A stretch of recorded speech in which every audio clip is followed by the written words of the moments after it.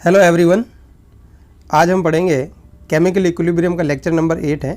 इस लेक्चर में हम बात करेंगे एक्सटर्नल फैक्टर्स अफेक्टिंग इक्विलिब्रियम कि कौन कौन से एक्सटर्नल फैक्टर है जो कि इक्विलिब्रियम को अफेक्ट करते हैं। तो इसके बारे में हमको ली चैटेलियर प्रिंसिपल बताता है कि किस तरह से जो एक्सटर्नल फैक्टर है वो इक्विलिब्रियम को अफेक्ट करते हैं और उसकी वजह से इक्विलिब्रियम पर क्या इफ़ेक्ट होगा। तो देखो, ली चैटेलियर प्रिंसिपल बोलता है कि अगर मान लीजिए कोई भी रिएक्शन है इक्विलिब्रियम पर है और अगर आप उसको एक्सटर्नल फैक्टर से अफेक्ट करने की कोशिश करते हैं तो इक्विलिब्रियम उस डायरेक्शन में शिफ्ट हो जाएगा जिससे कि एक्सटर्नल फैक्टर का जो इफ़ेक्ट है वो इफ़ेक्ट कम हो जाए। ठीक है, अब देखो कि बात करते हैं कि अब एक्सटर्नल फैक्टर है, कौन कौन से एक्सटर्नल फैक्टर है। तो ये 6 एक्सटर्नल फैक्टर है। फर्स्ट है इफेक्ट ऑफ कॉन्सेंट्रेशन की कॉन्सेंट्रेशन का क्या इफेक्ट होगा इक्विलिब्रियम पर। सेकंड है इफेक्ट ऑफ प्रेशर की प्रेशर का क्या इफेक्ट होगा इक्विलिब्रियम पर, किस डायरेक्शन में शिफ्ट होगी। Effect of volume, effect of inert gas addition. Inert gas addition भी दो तरह से होता है, एट कांस्टेंट वॉल्यूम और एट कांस्टेंट प्रेशर। और उसके बाद में नेक्स्ट 5th है इफेक्ट ऑफ कैटेलिस्ट की कैटेलिस्ट को यूज़ करने पर इक्विलिब्रियम में क्या इफेक्ट होता है। और लास्ट है 6 इफेक्ट ऑफ टेम्परेचर कि टेम्परेचर की वजह से इक्विलिब्रियम किस डायरेक्शन में शिफ्ट होता है। तो इन एक्सटर्नल फैक्टर के बारे में हम एक स्टेप बाय स्टेप बात करेंगे। तो अब चलो स्टार्ट करते हैं। सबसे पहले इफेक्ट ऑफ कॉन्सेंट्रेशन। अब देखो, सबसे पहले इफेक्ट है इफेक्ट ऑफ कॉन्सेंट्रेशन कि कोई भी रिएक्शन इक्विलिब्रियम पर है और अगर उसकी कॉन्सेंट्रेशन किसी भी स्पीसीज की कॉन्सेंट्रेशन को चेंज करते हैं तो इक्विलिब्रियम पर क्या इफेक्ट होगा। तो देखो, ली चैटेलियर प्रिंसिपल हमको क्या बताता है कि अगर कोई भी रिएक्शन है वो इक्विलिब्रियम पर है और उसको एक्सटर्नल फैक्टर से हम अफेक्ट करने की कोशिश करते हैं तो इक्विलिब्रियम उस डायरेक्शन में चला जाएगा जिससे कि एक्सटर्नल फैक्टर का इफेक्ट कम हो जाए। अब देखो कि कॉन्सेंट्रेशन का क्या इफेक्ट होगा। जैसे मान लीजिए कि ये रिएक्शन है PCl5 gas gives PCl3 gas plus Cl2 gas. अब देखो, इस रिएक्शन में ऑलरेडी इक्विलिब्रियम इस्टेब्लिश है। अब अगर मान लीजिए कि किसी भी स्पीसीज की कॉन्सेंट्रेशन को चेंज करते हैं तो उसको इक्विलिब्रियम उस डायरेक्शन में शिफ्ट होगा जिससे कि उसका चेंज जो आपने किया है वो मिनिमाइज हो जाए। जैसे फॉर एग्जांपल मान लीजिए कि रिएक्शन में इक्विलिब्रियम इस्टेब्लिश है। अगर मैं मान लीजिए कि इस रिएक्शन में ऑलरेडी इक्विलिब्रियम इस्टेब्लिश है और मैं अगर PCl5 है, PCl5 की जो अमाउंट है उसको मैं बढ़ाता हूँ। तो देखो, PCl5 की अगर अमाउंट को आप बढ़ाओगे तो आपने किसको बढ़ाया, रिएक्टेंट को बढ़ाया, तो इक्विलिब्रियम उस डायरेक्शन में शिफ्ट होगा जिससे कि PCl5 की कॉन्सेंट्रेशन कम हो सके। तो वो कौन सी डायरेक्शन में होगा आपका, जब रिएक्शन कौन सी डायरेक्शन में जाएगी आपकी, फॉरवर्ड डायरेक्शन में। तो अगर आप PCl5 को बढ़ाओगे तो रिएक्शन फॉरवर्ड डायरेक्शन में जाएगी। अच्छा, अब अगर मान लीजिए कि आपने PCl3 को बढ़ा दिया, ठीक है, रिएक्शन इक्विलिब्रियम पर है और आपने PCl3 को बढ़ा दिया। अब रिएक्शन ऑलरेडी इक्विलिब्रियम पर थी और PCl3 की अमाउंट को आपने बढ़ा दिया तो ये इसका इक्विलिब्रियम डिस्टर्ब हो गया। तो ये वापस इक्विलिब्रियम इस्टेब्लिश होगा तो PCl3 की अमाउंट को कम करने की कोशिश करेगा। और PCl3 की अमाउंट कम कैसे हो सकती है, जब रिएक्शन कौन सी डायरेक्शन में जाएगी आपकी, बैकवर्ड डायरेक्शन में। तो ये बैकवर्ड डायरेक्शन में रिएक्शन प्रोसीड करेगी। अच्छा, अब अगर मान लीजिए कि जैसे मैं Cl2 है, अगर Cl2 की अमाउंट को कम करता हूँ, जैसे मान लीजिए रिएक्शन ऑलरेडी एट इक्विलिब्रियम है और मैं क्या करता हूँ कि इसमें Cl2 की कुछ अमाउंट को रिएक्शन में से कंटेनर में से निकाल लिया, तो Cl2 की अमाउंट को निकाल लिया तो इसका इक्विलिब्रियम डिस्टर्ब हो गया।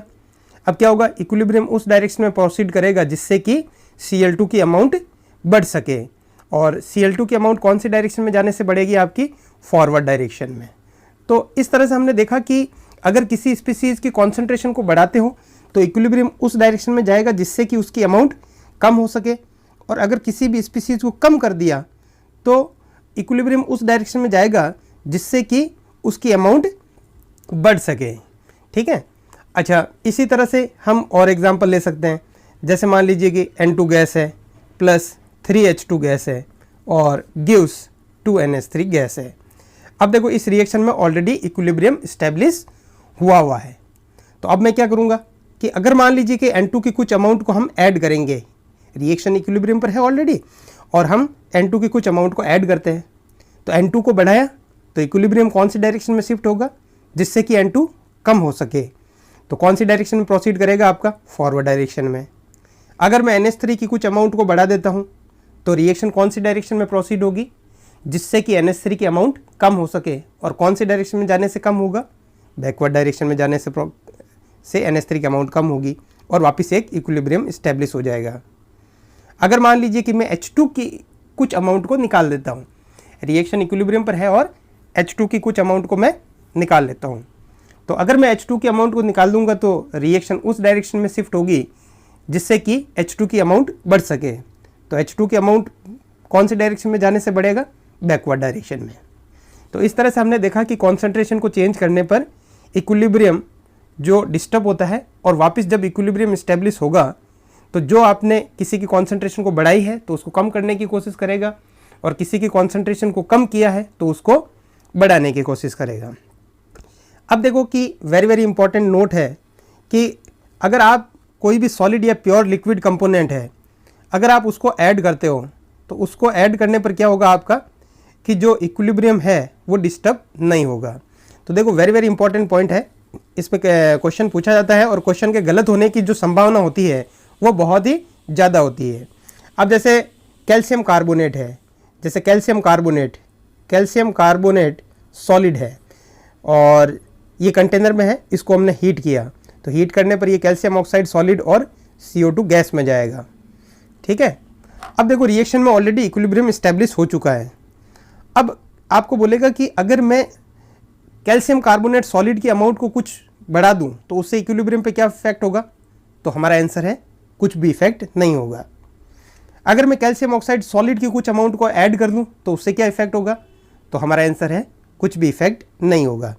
क्यों नहीं होगा, क्योंकि कोई भी सॉलिड या प्योर लिक्विड है, अगर उसको कोई रिएक्शन में है और उसको हम ऐड या उससे कंटेनर से निकालते हैं रे, तो इससे इक्विलिब्रियम पे कोई भी इफेक्ट नहीं पड़ता है। क्योंकि देखो हम पहले ही बात कर चुके हैं कि फॉर सॉलिड और प्योर लिक्विड के लिए जो एक्टिव मास होता है वो कांस्टेंट होता है, चाहे वो कंज्यूम हो जाए चाहे वो बने, तो हमेशा ही उसकी कॉन्सेंट्रेशन है वो कॉन्सेंट्रेशन क्या रहेगी आपकी, कांस्टेंट ही रहेगी। तो इसके लिए क्या होगा आपका कि कैल्शियम कार्बोनेट या कैल्शियम ऑक्साइड की सॉलिड की कॉन्सेंट्रेशन को ऐड करो चाहे आप कंटेनर से निकालो, उससे उसके इक्विलिब्रियम में कोई भी इफेक्ट नहीं पड़ेगा। अच्छा, और दूसरा एग्जांपल लेते हैं हम, जैसे NaNO3 सॉलिड है, तो NaNO3 सॉलिड है उसको जब हम हीट करते हैं तो ये किस में जाता है आपका, NaNO2 सॉलिड और half O2 gas. Same to same इस क्वेश्चन में भी क्या होगा कि रिएक्शन एक क्लोज कंटेनर में हो रही है, तो आप चाहे NaNO3 को ऐड करो या NaNO2 सॉलिड को ऐड करो इक्विलिब्रियम पर, इससे इक्विलिब्रियम में कोई भी इफेक्ट नहीं आएगा और रिएक्शन में ऑलरेडी इक्विलिब्रियम मेंटेन रहेगा। तो ये हमारी बात होगी। अब देखो ये बिल्कुल एकदम बेसिक है, इससे जैसे बोर्ड एग्ज़ाम है या नीट एग्ज़ाम है या JEE मेंस एग्ज़ाम है, उससे रिलेटेड क्वेश्चन बिल्कुल इजीली आपके हो जाएंगे।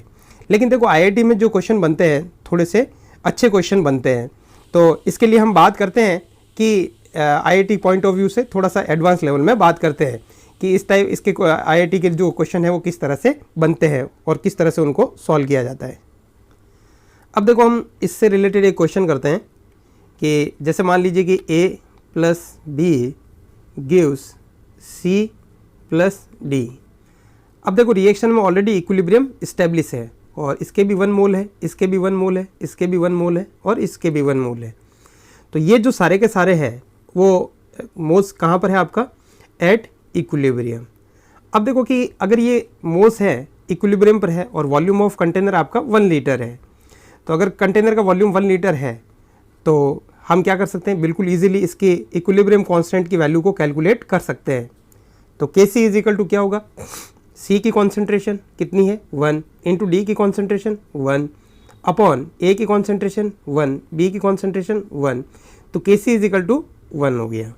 ठीक है, अब हम क्या करते हैं कि इस रिएक्शन में ऑलरेडी इक्विलिब्रियम इस्टेब्लिश हो चुका है और अब हम क्या करते हैं कि किसी पर्टिकुलर स्पीसीज़ की कॉन्सेंट्रेशन को चेंज करने की कोशिश करते हैं और इसकी वजह से क्या इफ़ेक्ट होगा तो वो देखते हैं।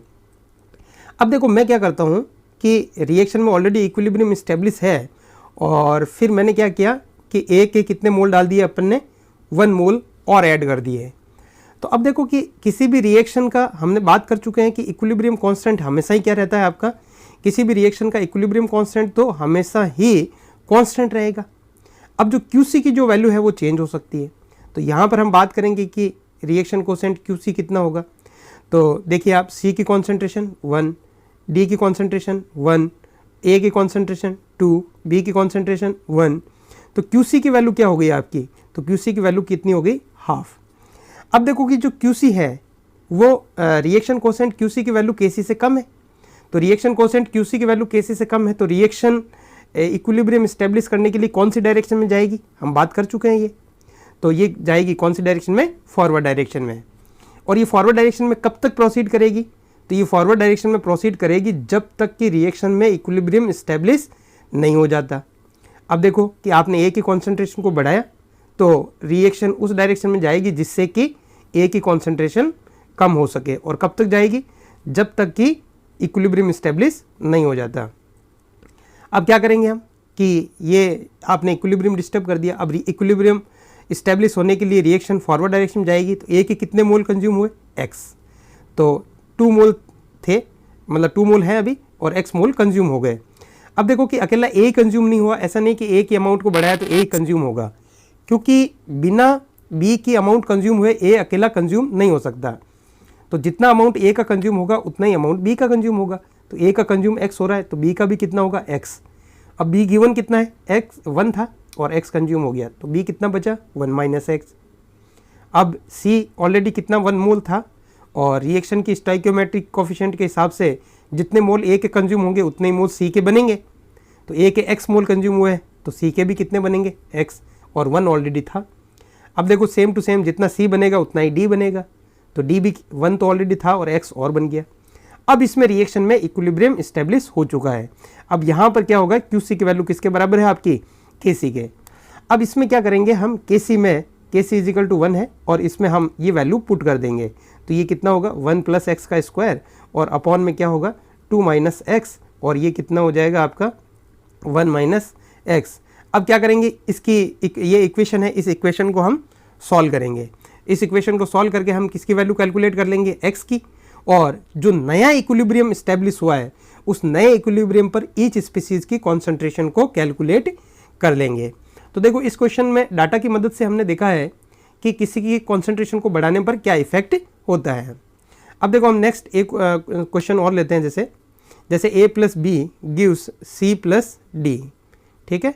अच्छा, इसके KC की वैल्यू है वो 4 है, और रिएक्शन में ऑलरेडी इक्विलिब्रियम इस्टेब्लिश है, और इस पर्टिकुलर इक्विलिब्रियम पर इसके A और B के 1 मोल है और C और D के 2 मोल है।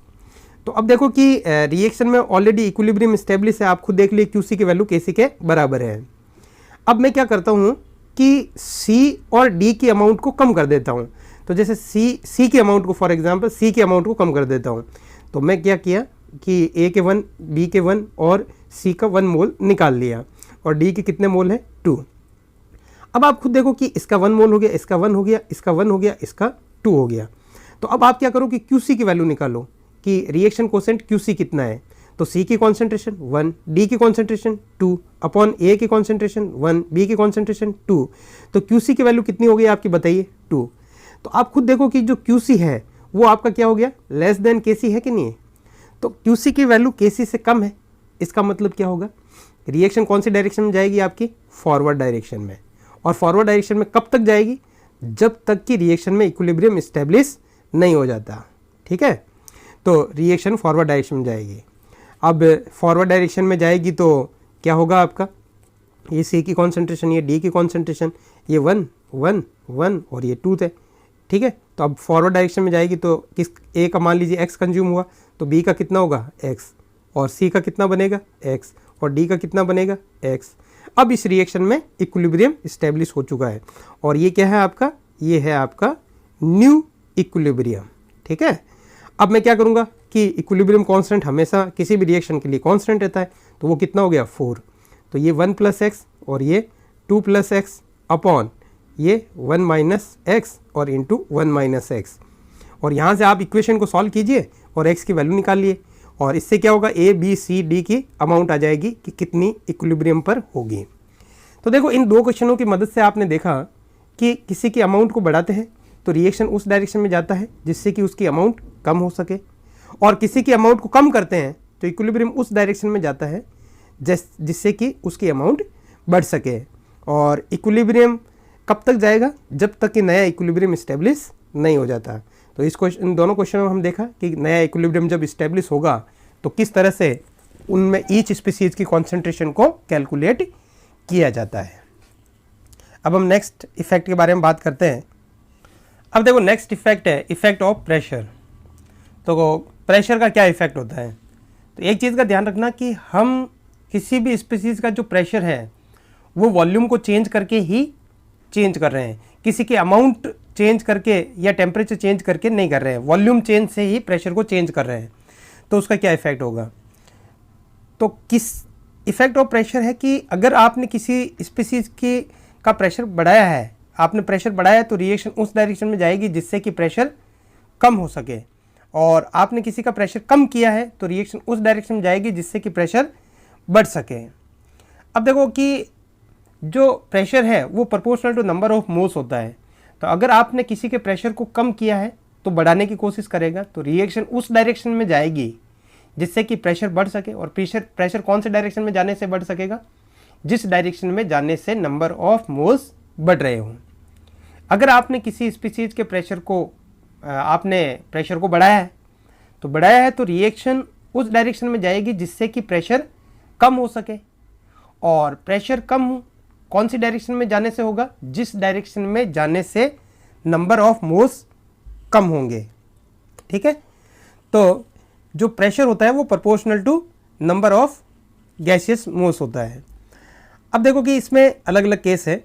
जैसे मान लीजिए PCl5 गैस है gives PCl3 gas plus Cl2 gas है। ठीक है, अब देखो इस रिएक्शन के लिए जो डेल्टा Ng है वो 1 है। कैसे? डेल्टा Ng हम बात कर चुके हैं कि गैसियस प्रोडक्ट जैसे PCl3 और Cl2 इनका स्टोइकोमेट्रिक कोफिशिएंट 1 1, तो ऐड करेंगे तो 2, और माइनस गैसियस रिएक्टेंट PCl5 है उसका स्टोइकोमेट्रिक कोफिशिएंट 1, तो 2 माइनस 1 1 होगा। तो डेल्टा Ng इसमें क्या है आपका? Greater than 0। अब देखो कि रिएक्शन अगर फॉरवर्ड डायरेक्शन में जाती है तो PCl5 के 1 मोल से PCl3 का 1 मोल और Cl2 का 1 मोल बनता है। तो फॉरवर्ड डायरेक्शन में जाने से गैसों के नंबर ऑफ मोल्स बढ़ेंगे, और फॉरवर्ड डायरेक्शन में जैसे जैसे रिएक्शन जाती जाएगी वैसे वैसे प्रेशर भी बढ़ता जाएगा। ठीक है, तो अगर हम क्या करेंगे कि वॉल्यूम को कम करके, ये प्रेशर हम पहले ही बात कर चुके हैं कि प्रेशर को किस तरह से चेंज करके, वॉल्यूम को चेंज करके। तो अगर हम इफेक्ट ऑफ प्रेशर ढंग से पढ़ लेंगे तो इफेक्ट ऑफ वॉल्यूम में कोई भी दिक्कत नहीं आएगी। तो अब देखो कि मान लीजिए कि आपने वॉल्यूम को कम किया, कंटेनर है, कंटेनर में ऑलरेडी इक्विलिब्रियम इस्टेब्लिश हुआ है और कंटेनर के वॉल्यूम को कम कर दिया। अब देखो कंटेनर के वॉल्यूम को अगर आप कम करोगे तो प्रेशर क्या होगा? बढ़ेगा, और प्रेशर अगर बढ़ेगा तो रिएक्शन उस डायरेक्शन में जाएगी जिससे कि प्रेशर कम हो सके। और प्रेशर कौन सी डायरेक्शन में जाने से कम होगा? बैकवर्ड डायरेक्शन में। क्यों? क्योंकि PCl3 का 1 मोल और Cl2 के 1 मोल से PCl5 का 1 मोल बनेगा। तो अगर आप वॉल्यूम को कम करते हो या प्रेशर को बढ़ाते हो तो रिएक्शन कौन सी डायरेक्शन में जाएगी? आपकी बैकवर्ड डायरेक्शन में। अब देखो अगर मान लीजिए आपने वॉल्यूम को बढ़ाया, तो वॉल्यूम को बढ़ाने पर क्या होगा कि कंटेनर का जो प्रेशर है प्रेशर कम हो जाएगा। अब देखो प्रेशर अगर कम होगा तो रिएक्शन उस डायरेक्शन में जाएगी जिससे कि प्रेशर बढ़ सके। और कौन सी डायरेक्शन में जाने से प्रेशर बढ़ेगा? जिस डायरेक्शन में जाने से नंबर ऑफ मोल्स बढ़ेंगे। और नंबर ऑफ मोल्स कौन सी डायरेक्शन में जाने से बढ़ रहे हैं? Forward direction. क्यों? क्योंकि PCl5 गैस के 1 मोल से PCl3 का 1 और Cl2 का 1 बन रहा है, तो मतलब 1 मोल कंज्यूम होगा और 2 मोल बनेंगे। तो रिएक्शन कौन सी डायरेक्शन में जाएगी? इसमें आपका फॉरवर्ड डायरेक्शन में। अच्छा, ये डेल्टा Ng ग्रेटर देन 0 था। जैसे नेक्स्ट और एग्जांपल लेते हैं, जैसे N2 gas plus 3H2 gas gives 2NH3 gas. ठीक है, और इस रिएक्शन के लिए क्या होगा आपका? डेल्टा Ng जो है वो लेस देन 0 है। और डेल्टा Ng की वैल्यू कितनी होगी आपकी? जैसे NH3 का जो प्रेशर स्टोइकोमेट्रिक कोफिशिएंट कितना है? 2, माइनस N2 का स्टोइकोमेट्रिक कोफिशिएंट 1 और H2 का स्टोइकोमेट्रिक कोफिशिएंट 3, तो कितना होगा? 2 माइनस 1 माइनस 3, तो -2। तो डेल्टा Ng लेस देन 0 है। अब देखो कि इसमें क्या करते हैं हम कि वॉल्यूम को कम करते हैं। तो वॉल्यूम को कम करने पर क्या होगा? प्रेशर बढ़ेगा, और प्रेशर बढ़ेगा तो रिएक्शन उस डायरेक्शन में जाएगी जिससे कि प्रेशर कम हो सके। और प्रेशर कौन सी डायरेक्शन में जाने से कम होगा? जिस डायरेक्शन में जाने से नंबर ऑफ मोल्स कम होंगे। तो कौन सी डायरेक्शन में जाने से नंबर ऑफ मोल्स कम होंगे? आपके फॉरवर्ड डायरेक्शन। ठीक है, तो फॉरवर्ड डायरेक्शन में जाने से N2 का 1 मोल और H2 के 3 मोल, मतलब 4 मोल से NH3 के 2 मोल बनेंगे। अब अगर मान लीजिए कि वॉल्यूम को आपने बढ़ा दिया, वॉल्यूम को बढ़ाओगे तो क्या होगा? आपका प्रेशर कम हो जाएगा। ठीक है, और प्रेशर कम होगा तो रिएक्शन उस डायरेक्शन में जाएगी जिससे कि आपके जो प्रेशर बढ़ सके। और प्रेशर कौन से डायरेक्शन में जाने से बढ़ेगा? जिस डायरेक्शन में जाने से नंबर ऑफ मोल्स बढ़ रहे हैं।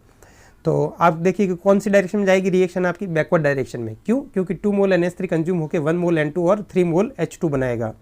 तो मतलब 2 मोल से 4 मोल बन रहे हैं। तो रिएक्शन जाएगी कौन सी डायरेक्शन में? बैकवर्ड डायरेक्शन में। ठीक है, अब हम देख तो एक और एग्जाम्पल लेते हैं। जैसे ये फर्स्ट हो गया, ये NH3 वाला सेकेंड हो गया, थर्ड एग्जाम्पल है। जैसे H2 गैस है प्लस I2 गैस है और गिव्स 2HI गैस है। ठीक है, अब देखो इस रिएक्शन के लिए जो डेल्टा Ng है, तो डेल्टा Ng की वैल्यू कितनी है आपकी इस रिएक्शन के लिए? 0 है। ठीक है, अब आप क्या करोगे कि इसमें कंटेनर में अगर आप वॉल्यूम को चाहे बढ़ाओगे चाहे वॉल्यूम को कम करोगे, ठीक है ना, तो अगर मान लीजिए फॉर एग्जांपल वॉल्यूम को बढ़ाया, तो वॉल्यूम को बढ़ाओगे तो प्रेशर क्या होगा? कम होगा। और प्रेशर कम होगा तो रिएक्शन उस डायरेक्शन में जाएगी जिससे कि प्रेशर बढ़ सके। और प्रेशर उस डायरेक्शन में जाने से बढ़ेगा जिस डायरेक्शन में जाने से नंबर ऑफ मोल्स बढ़ेंगे। तो अब आप खुद देखो कि चाहे रिएक्शन फॉरवर्ड डायरेक्शन में जाए चाहे बैकवर्ड डायरेक्शन में जाए, नंबर ऑफ मोल्स में कोई भी चेंज नहीं हो रहा। कैसे नहीं हो रहा? कि H2 का 1 मोल और I2 के 1 मोल आपस में कंबाइंड हो गए। कितने मोल कंबाइंड हुए? 2। और कितना मोल बन गया आपका HI का? 2 मोल बन गया। तो 2 मोल कंज्यूम हुए, 2 मोल बन गया। तो मोल्स में कोई भी चेंज नहीं हो रहा है। अगर मान लीजिए रिएक्शन बैकवर्ड डायरेक्शन में जा रही है तो 2 मोल अगर HI कंज्यूम होगा तो H2 का कितना मोल बनेगा? 1। और I2 का भी कितना बनेगा? 1 मोल। तो 2 मोल कंज्यूम होके 2 मोल ही वापस जनरेट होगा।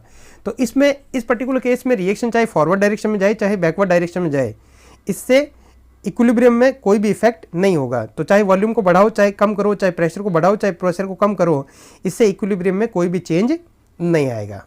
तो अगर आपने वॉल्यूम कम किया है तो ये प्रेशर बढ़ गया। तो डेल्टा Ng अगर 0 है तो इसमें क्या होगा? वॉल्यूम और प्रेशर का कोई भी इफेक्ट, नो इफेक्ट, कोई भी चेंज नहीं आएगा। रिएक्शन किसी भी डायरेक्शन में नहीं जाएगी। तो ये तो हमने सिंपल सा देख लिया। इससे बोर्ड टाइप के क्वेश्चन, नीट जेईई मेंस के क्वेश्चन हो जाएंगे। अब IIT टाइप जो है एग्ज़ाम, उसमें किस तरह के थोड़े से एडवांस लेवल के क्वेश्चन पूछे जाते हैं। थोड़ा सा एडवांस टॉपिक है तो इसको आप सभी जने देख सकते हो। ऐसा मतलब कोई ज़्यादा हार्ड भी नहीं है। तो नेक्स्ट हम बात करते हैं। और अब देखो कि जो प्रेशर है, प्रेशर का क्या इफ़ेक्ट होगा? तो प्रेशर का इफ़ेक्ट होगा और IIT में किस तरह के क्वेश्चन पूछे जाते हैं। तो जैसे मान लीजिए कि PCl5 गैस है और गिव्स PCl3 गैस और प्लस Cl2 गैस, और रिएक्शन ऑलरेडी इक्विलिब्रियम पर है और इनके सभी के प्रेशर कितने हैं? PP है। और अभी इनिशियली में जो वॉल्यूम है वो कितना है आपका? V। हमने क्या बात करी थी कि जो प्रेशर को चेंज करेंगे तो वो किस तरह से करेंगे? वॉल्यूम को चेंज करके। तो अगर मान लीजिए कि मैं वॉल्यूम है उसको मैं हाफ़ कर देता हूँ, तो जैसे ही मैं वॉल्यूम को हाफ़ करूँगा, ना मैंने किसी के मोल्स चेंज किए ना मैंने टेम्परेचर चेंज किया, तो वॉल्यूम को मैं जैसे ही हाफ़ करूँगा तो number of moles same, temperature same, volume half होते ही प्रेशर क्या हो जाएगा आपका? डबल। तो ये कितना हो गया? 2P। ये कितना हो गया? 2P। और ये कितना हो गया? 2P। अब देखो कि ये जो नंबर ऑफ मोल्स थे वो इनिशियल इक्विलिब्रियम पर थे, फर्स्ट इक्विलिब्रियम पर। तो अगर हम इसके लिए Kp लिखें तो Kp इज इक्वल टू क्या होगा? NH3 का पार्शियल प्रेशर P और Cl2 का partial pressure P upon PCl5 का पार्शियल प्रेशर P। तो Kp is equal to P, और ये हमेशा ही क्या रहेगा? कांस्टेंट रहेगा। और अगर आपने वॉल्यूम को चेंज कर दिया है तो अब आपका क्या होगा कि ये वॉल्यूम को हाफ करते ही QP है। QP इज इक्वल टू क्या होगा? PCl3 का प्रेशर कितना हो गया? 2P, Cl2 का 2P अपॉन PCl5 का 2P। तो QP इज इक्वल टू कितना हो गया? 2P। अब QP is equal to 2P है, मतलब क्या हो गया कि QP is greater than KP है। तो QP is greater than KP है तो रिएक्शन क्या होगी आपकी? कौन सी डायरेक्शन में जाएगी? बैकवर्ड डायरेक्शन में जाएगी। और बैकवर्ड डायरेक्शन में कब तक जाएगी? जब तक कि वापस इक्विलिब्रियम इस्टेब्लिश नहीं हो जाता। तो आप देखो कि इसमें रिएक्शन बैकवर्ड डायरेक्शन में जाएगी तो अब नए प्रेशर क्या हो जाएगा? बैकवर्ड डायरेक्शन में जाएगी तो जैसे ये 2p माइनस एक्स होगा और ये 2p माइनस एक्स होगा और ये कितना हो जाएगा 2p प्लस एक्स हो जाएगा, और ये नए इक्विलिब्रियम है, ये न्यू इक्विलिब्रियम। ठीक है। अब देखो कि इसी पर्टिकुलर केस में क्या करते हैं हम कि जैसे ये इनिशियल, ये फर्स्ट है, ये हमने वॉल्यूम को कम किया, सेकंड है, और अब थर्ड हम क्या कर रहे हैं कि वॉल्यूम को डबल कर रहे हैं। तो जैसे ही हम वॉल्यूम को डबल करेंगे तो मोल सेम है आपके और टेम्परेचर सेम है, तो सभी का प्रेशर क्या हो जाएगा P/2 P/2 और P/2। अब देखो QP की वैल्यू क्या हो गई आपकी बताइए, तो QP इज इक्वल टू कितना होगा PCl3 का प्रेशर P/2, Cl2 का प्रेशर P/2 अपॉन PCl5 का प्रेशर P/2, तो QP इज इक्वल टू कितना हो गया P/2 हो गया। अब QP जो है वो क्या हो गया आपका लेस देन KP, तो लेस देन KP हो गया, तो रिएक्शन कौन सी डायरेक्शन में जाएगी आपकी बताइए, तो रिएक्शन जाएगी आपकी फॉरवर्ड डायरेक्शन में। और फॉरवर्ड डायरेक्शन में कब तक जाएगी, जब तक कि इक्विलिब्रियम इस्टेब्लिश नहीं हो जाता। तो जब रिएक्शन फॉरवर्ड डायरेक्शन में जाएगी तो PCl5 कंज्यूम होगा, तो इसका पार्शियल प्रेशर कम होगा, तो P/2 तो है और कम हो जाएगा, तो कितना कम हुआ x, जितना PCl5 का कम हुआ उतना ही PCl3 का बनेगा, तो P/2 तो है और x और बन गया, और ये P/2 प्लस x। तो अब देखो कि ये नए इक्विलिब्रियम पे पार्शियल प्रेशर हो गए। अब इनकी वैल्यू को हम क्या करेंगे KP में पुट करेंगे, और KP में पुट करके हम x की वैल्यू कैलकुलेट कर लेंगे, और x को in terms of value pressure में आ जाएगी P में, और फिर उनको हम पुट करके नए इक्विलिब्रियम पर इनका कितना प्रेशर होगा उसकी वैल्यू को कैलकुलेट कर सकते हैं। तो देखो आपने इस क्वेश्चन में देखा है कि वॉल्यूम को हाफ किया, मतलब वॉल्यूम को कम किया तो प्रेशर बढ़ गया। देखो आपने 2p हो गया कि नहीं हो गया, तो प्रेशर बढ़ गया, तो रिएक्शन कौन सी डायरेक्शन जाएगी, प्रेशर कम करने की कोशिश करेगी। कौन सी डायरेक्शन में गई आपकी, जिस डायरेक्शन में जाने से गैसों के नंबर ऑफ मोल्स कम हो रहे हैं, तो नंबर ऑफ मोल्स कौन सी डायरेक्शन में जाने से हो रहे हैं, देखिए आप बैकवर्ड डायरेक्शन में। ठीक है ना, और कब तक जाएगा, जब तक कि इक्विलिब्रियम स्टेब्लिश नहीं हो जाता। और आपने क्या किया है कि वॉल्यूम को बढ़ाया है, तो वॉल्यूम को जैसे ही आप बढ़ाओगे तो प्रेशर क्या हो जाएगा कम। देखो आप P/2 हो गया, तो इक्विलिब्रियम कौन सी डायरेक्शन में शिफ्ट होगा जिससे कि प्रेशर बढ़ सके, और प्रेशर कौन सी डायरेक्शन में बढ़ेगा, फॉरवर्ड डायरेक्शन में, क्योंकि 1 मोल से कितने मोल बन रहे हैं आपके, PCl3 का 1 मोल और Cl2 का 1 मोल, तो 1 मोल से 2 मोल बन रहे हैं। तो देखिए तभी तो PCl5 कंज्यूम हो गए -x हो रहा है, और PCl3 प्लस x और Cl2 भी प्लस x। चलो अब हम एक और एग्जांपल लेते हैं। जैसे मान लीजिए कि H2 गैस है, ठीक है, प्लस I2 गैस है और गिव्स 2HI गैस है। अच्छा मान लीजिए कि इक्विलिब्रियम स्टेब्लिश है पर्टिकुलर कंडीशन पर, तो इसका प्रेशर P है, इसका प्रेशर P है, और इसका प्रेशर कितना हो गया 2P हो गया। अब ये प्रेशर पार्शियल प्रेशर इक्विलिब्रियम पर ही है, तो हम Kp की वैल्यू बिल्कुल आराम से निकाल सकते हैं। तो Kp इज इक्वल टू कितना होगा आपका 2P का square 4P square upon H2 का प्रेशर P, I2 का प्रेशर P, तो ये Kp इज इक्वल टू कितना होगा आपका 4, और कंटेनर का जो वॉल्यूम है वो वॉल्यूम कितना है आपका V। ठीक है। अब आप खुद देखो कि जैसे मान लीजिए कि मैं वॉल्यूम को कम कर दिया, तो वॉल्यूम को मैं जैसे ही कम करूँगा, अब वॉल्यूम को जैसे हाफ कर दिया तो प्रेशर सभी का पार्शियल प्रेशर कितना हो जाएगा डबल। तो जैसे ये 2P है, तो 2P के बजाय ये कितना हो जाएगा 4P, ये कितना हो गया आपका 2P, और ये कितना हो गया 2P। अब आप खुद देखिए कि इसमें जब हम QP की वैल्यू निकालेंगे तो QP इज इक्वल टू कितना होगा 4P का स्क्वायर, जो कि कितना होगा 16P स्क्वायर, और अपॉन 2P और इंटू 2P, तो ये वापस कितना आएगा QP की वैल्यू 4 आएगी, जो कि किसके बराबर है आपका KP के। तो रिएक्शन ऑलरेडी और भी इक्विलिब्रियम पर ही है, तो ना तो रिएक्शन फॉरवर्ड डायरेक्शन में जाएगी, ना ही रिएक्शन बैकवर्ड डायरेक्शन में जाएगी, तो इसमें कोई भी चेंज नहीं होगा। अब अगर मान लीजिए कि जो वॉल्यूम है, वॉल्यूम को मैं डबल कर देता हूँ, तो इससे क्या इफेक्ट होगा देखते हैं हम। तो जैसे ही आप वॉल्यूम को डबल करोगे, बाकी सभी चीज़ें कांस्टेंट है, तो वॉल्यूम को डबल करने पर प्रेशर हाफ हो जाएगा। तो इसका 2P था, तो 2P का हाफ कितना हो गया P, इसका P/2, इसका P/2। अब हम QP की वैल्यू निकालते हैं, तो QP इज इक्वल टू वापस कितना आएगा 4, जो कि किसके बराबर है KP के। तो KP के बराबर है, मतलब इसमें भी वॉल्यूम को चेंज करने के बावजूद भी QP की वैल्यू KP के बराबर ही है, मतलब इसमें कोई भी इफेक्ट, मतलब कोई भी चेंज नहीं हुआ है। ठीक है। तो इस तरह से हमने देखा कि किस तरह से प्रेशर को चेंज करने पर कौन सी डायरेक्शन में जाती है, और डेल्टा NG अगर 0 है तो इसमें चाहे प्रेशर को बढ़ाओ चाहे वॉल्यूम को चेंज करो, इससे रिएक्शन किसी भी डायरेक्शन में नहीं जाती। अब हम नेक्स्ट इससे अच्छे लेवल के क्वेश्चन करेंगे एक बार ये टॉपिक कंप्लीट होने के बाद में। तो आप देखो लेक्चर थोड़ा सा लंबा हो रहा है, लेकिन आप इसको ढंग से पूरा लेक्चर को जरूर देखें, तभी आप इससे कुछ सीख पाएंगे।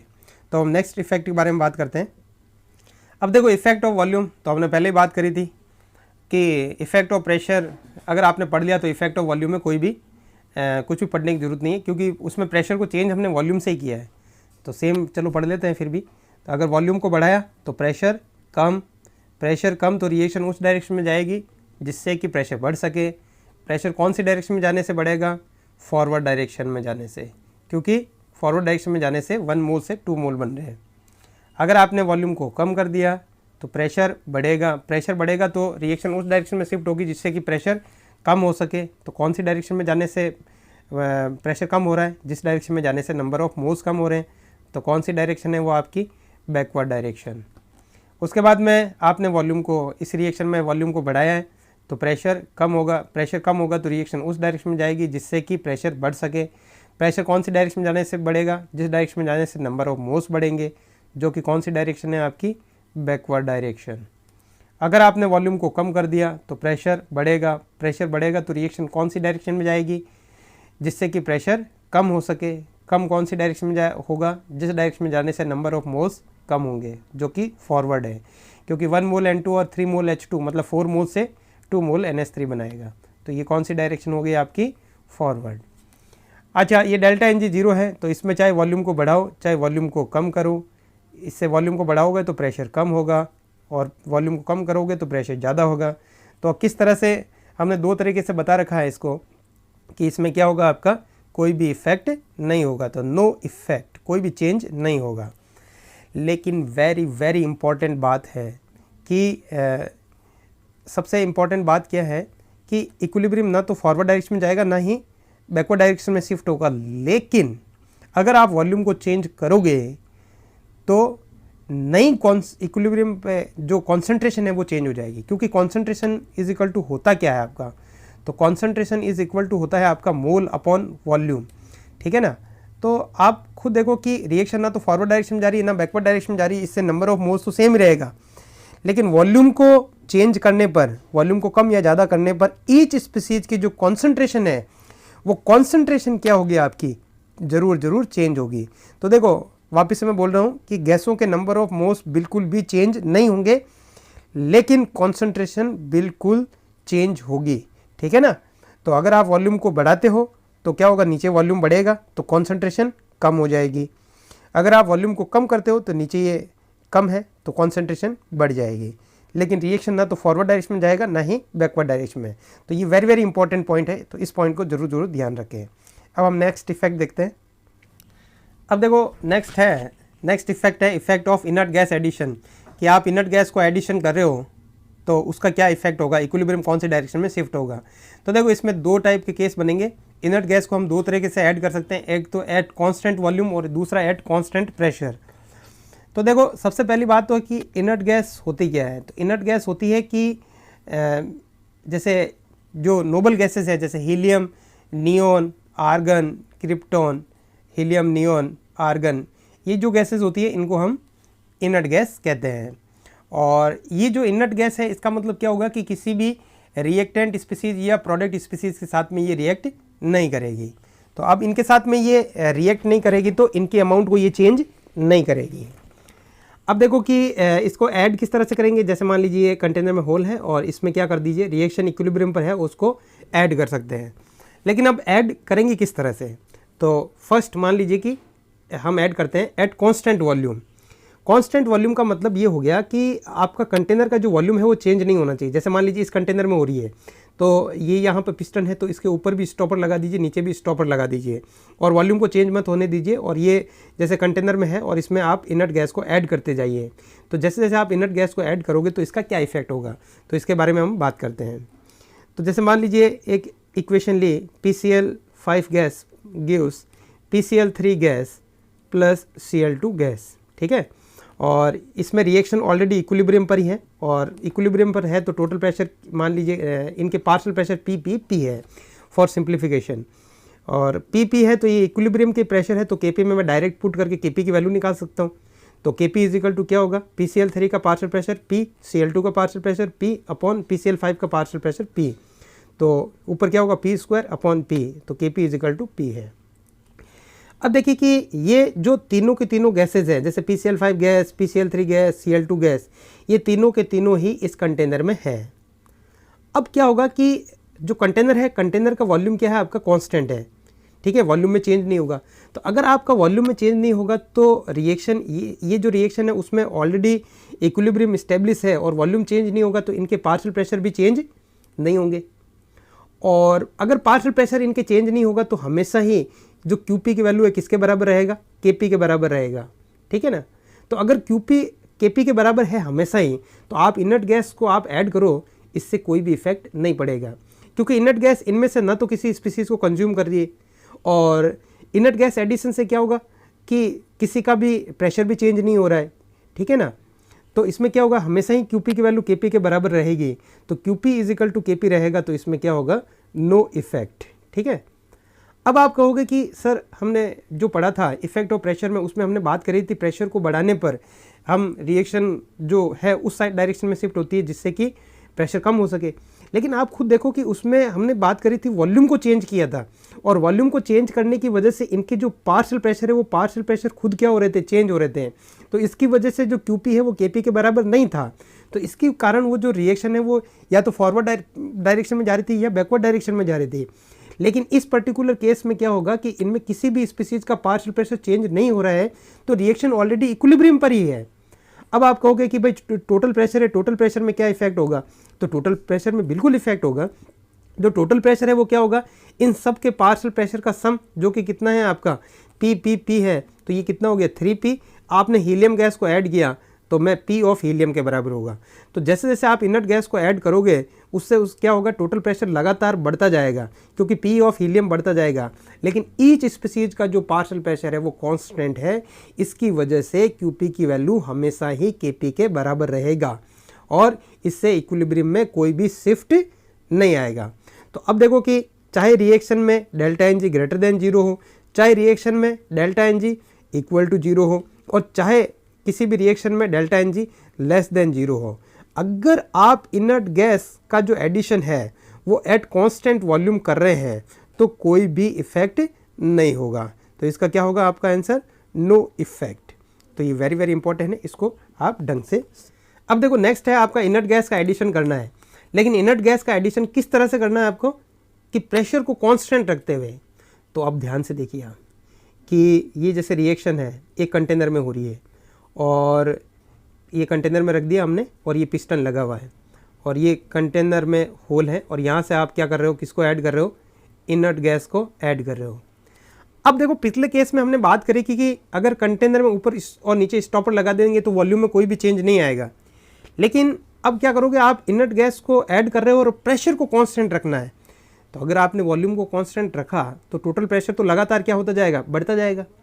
लेकिन प्रेशर को हमें क्या रखना है, कांस्टेंट, और ये कांस्टेंट तभी हो सकता है जब वॉल्यूम बढ़ेगा।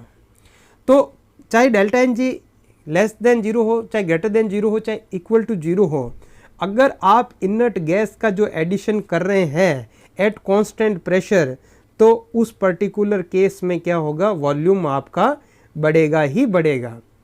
अब आप क्या करोगे कि जैसे जैसे वॉल्यूम को बढ़ाओगे तो क्या होगा, आपका ईच स्पीसीज का पार्शियल प्रेशर कम होगा। तो हमने इफेक्ट ऑफ प्रेशर में वॉल्यूम को बढ़ाने पर क्या इफेक्ट होता है, चाहे किसी भी डेल्टा NG का कोई भी केस हो, greater than 0, less than 0, equal to 0, उसमें किस डायरेक्शन में शिफ्ट किया था उसी तरह से उसका आंसर आएगा। तो हमने देखा कि कांस्टेंट प्रेशर रखने के लिए वॉल्यूम को बढ़ाना पड़ेगा। अब जैसे अलग अलग केस लेते हैं, जैसे मान लीजिए जैसे केस फर्स्ट है, जैसे PCl5 गैस है, और PCl5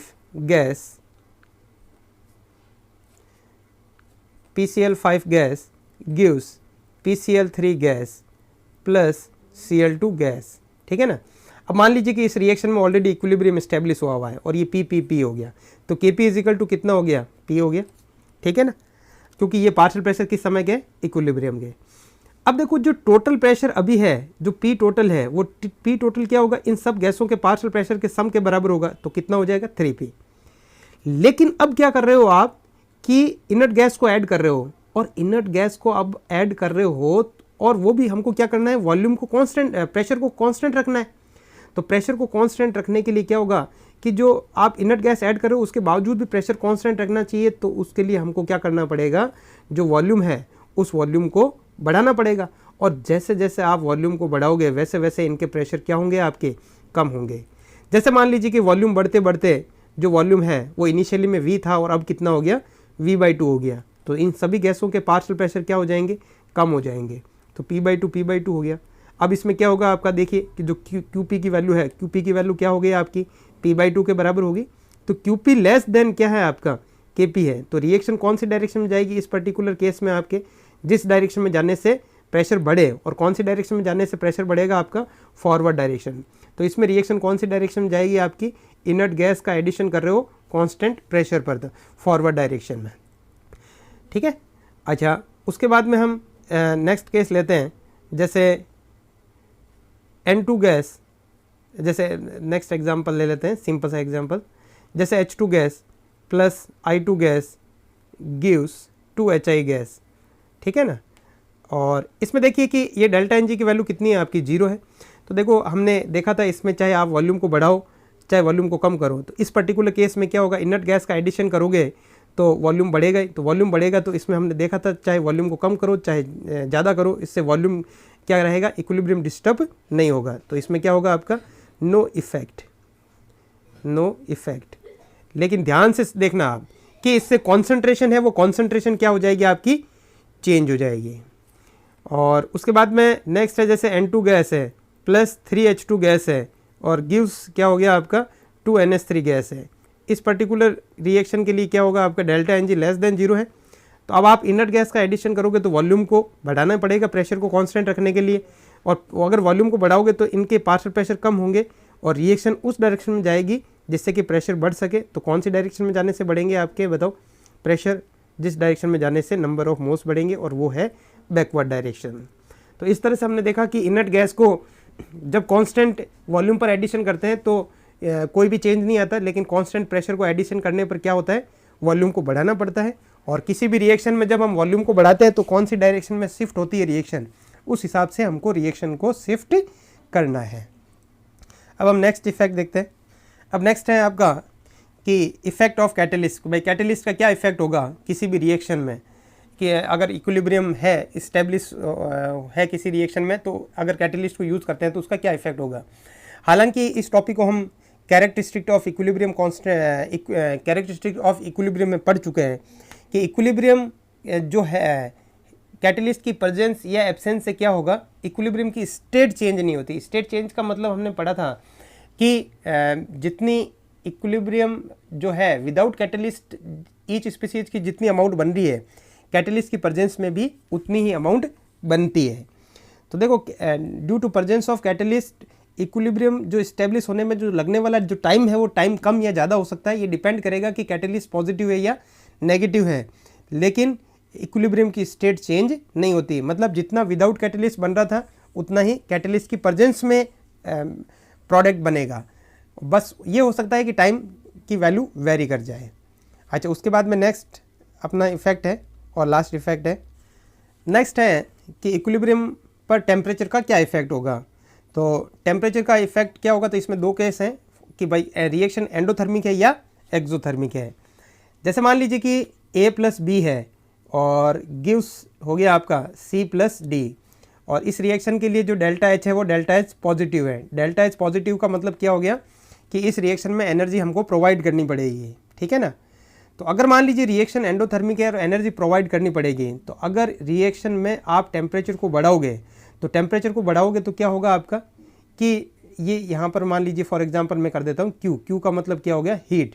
तो अब आप खुद देखो कि जैसे जैसे आप टेम्परेचर को बढ़ाओगे वैसे वैसे क्या होगी, हीट बढ़ेगी, और हीट बढ़ेगी तो क्या होगा, बात कर चुके हैं कि अगर आप रिएक्टेंट की अमाउंट को बढ़ाते हैं तो रिएक्शन कौन सी डायरेक्शन में जाती है आपकी, फॉरवर्ड। तो टेम्परेचर को बढ़ाओगे तो रिएक्शन कौन सी डायरेक्शन में जाएगी आपकी, फॉरवर्ड।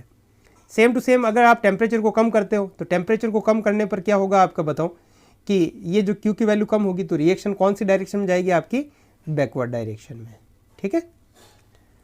अब उसके बाद में केस सेकंड है कि फॉर एक्सोथर्मिक रिएक्शन। तो एक्सोथर्मिक रिएक्शन, देखो कोई भी रिएक्शन जैसे A+B गिव C+D अगर एंडोथर्मिक है, तो अगर हम इसी रिएक्शन को C+D अगर रिवर्स तरीके से लिख दें कि C+D गिव्स A+B, तो ये जो रिएक्शन होगी कैसी होगी, आपकी एक्सोथर्मिक रिएक्शन होगी। ठीक है ना, कि मतलब एक्सोथर्मिक का मतलब इस रिएक्शन में एनर्जी रिलीज होगी। अब आप देखो कि मान लीजिए कि जो टेम्परेचर है, अगर आप टेम्परेचर को बढ़ाते हो या टेम्परेचर को कम करते हो तो इसका क्या इफेक्ट होगा। तो अगर आप टेम्परेचर को बढ़ाओगे मतलब क्या कर रहे हो, Q को बढ़ा रहे हो, तो Q को बढ़ा रहे हो तो मतलब किसी भी चीज़ को बढ़ाओगे तो इक्विलिब्रियम उस डायरेक्शन में शिफ्ट होगा जिससे कि वो कम हो सके। तो कौन सी डायरेक्शन में जाएगी रिएक्शन, बताओ आपकी बैकवर्ड डायरेक्शन में। और अगर आप T की वैल्यू कम कर रहे हो, मतलब इस चीज़ को कम कर रहे हो, तो रिएक्शन कौन सी डायरेक्शन में जाएगी, आपकी फॉरवर्ड डायरेक्शन में। ठीक है, चलो ये सिंपल सा तरीका हमने समझा है बिल्कुल कि किस तरह से शिफ्ट करना है। हालांकि और 12th में एक चैप्टर आता है केमिकल काइनेटिक्स, उसमें हम डिटेल में समझेंगे कि टेम्परेचर को चेंज करने पर इक्विलिब्रियम कांस्टेंट भी चेंज हो जाता है और वो एंडोथर्मिक रिएक्शन के लिए किस तरह से चेंज होता है और एक्सोथर्मिक रिएक्शन के लिए किस तरह से चेंज होता है। लेकिन जो इक्विलिब्रियम केमिकल इक्विलिब्रियम चैप्टर है उसमें जो क्वेश्चन है टेम्परेचर से रिलेटेड वो सारे इस कॉन्सेप्ट से हो जाएंगे और इस टॉपिक को हम डिटेल में और केमिकल काइनेटिक्स चैप्टर में पढ़ेंगे। तो थोड़ा वीडियो लंबा हो गया है, लेकिन मैंने पूरा का पूरा इसको कवर करने की कोशिश करी है, चाहे वो बोर्ड एग्ज़ाम से लेके IIT एग्ज़ाम तक इसको कंसीडर किया है मैंने किया है। नेक्स्ट लेक्चर में मैं केमिकल जो लॉ ऑफ नहीं ली चैटरजी प्रिंसिपल है उससे उस टॉपिक से रिलेटेड क्वेश्चन कराऊंगा। तो अगर आपको इस टॉपिक को एकदम अच्छे से समझना है तो मेरे उस लेक्चर को ज़रूर देखना। तो इसी के साथ में इस लेक्चर को हम यहीं समाप्त करते हैं।